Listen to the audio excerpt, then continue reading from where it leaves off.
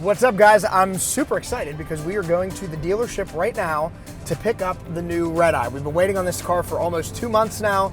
It's here. It actually came in earlier than expected, so we have a month to prep this thing for our big road trip to Yellowstone, and I'm really excited to see it. We're driving a Volkswagen Beetle right now. This thing was wrapped hot pink, and it's going back to the dealership where I'm buying the Redeye at. We had to strip all the vinyl off, so it's white again.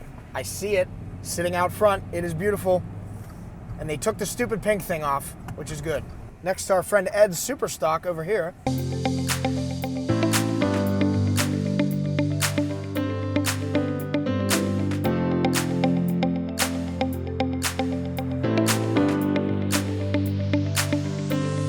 We're about to go get fuel in the Redeye for the first time, so I'm gonna get to drive it momentarily.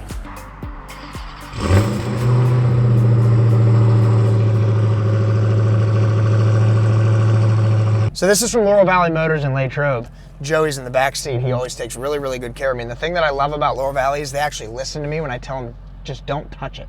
Because we're gonna do so much stuff to it. We're gonna wrap the whole thing, we're gonna prep it.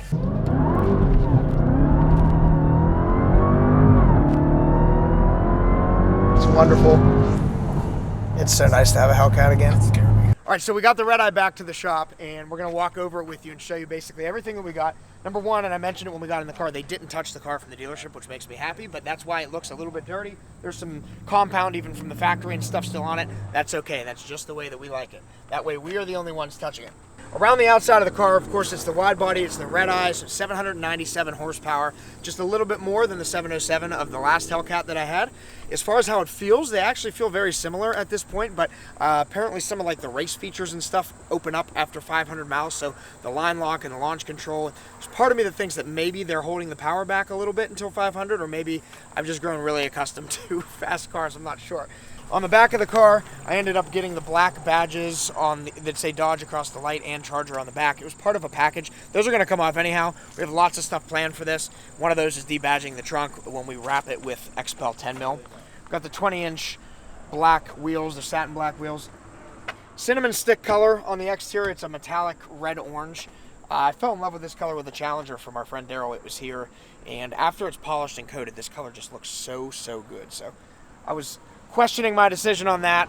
It was between this and Go Mango for the bright colors, or black with a red interior, which there was just one here a couple of minutes ago, and it looked really good, but I was happy with this decision. Inside the car, they didn't even take the plastics or anything off. Again, that's on purpose. We asked them not to do that. The dealership normally would do that. We have the full leather interior option with the Alcantara headliner. So the dash and the door panels are covered with leather with white stitching. The stitching on the seats matches, of course. We did red seat belts. I don't really know why, other than it was an option, and I thought red seat belts looked cooler than the other options that were available, which I think was just black, if I remember correctly. It's been a couple months since we ordered it. We also did carbon fiber interior on the dash this time. My last one didn't have that. It had like that cheap looking, almost like they tried to make it look like carbon fiber. I hated it. That was one of the only things I didn't like about that car.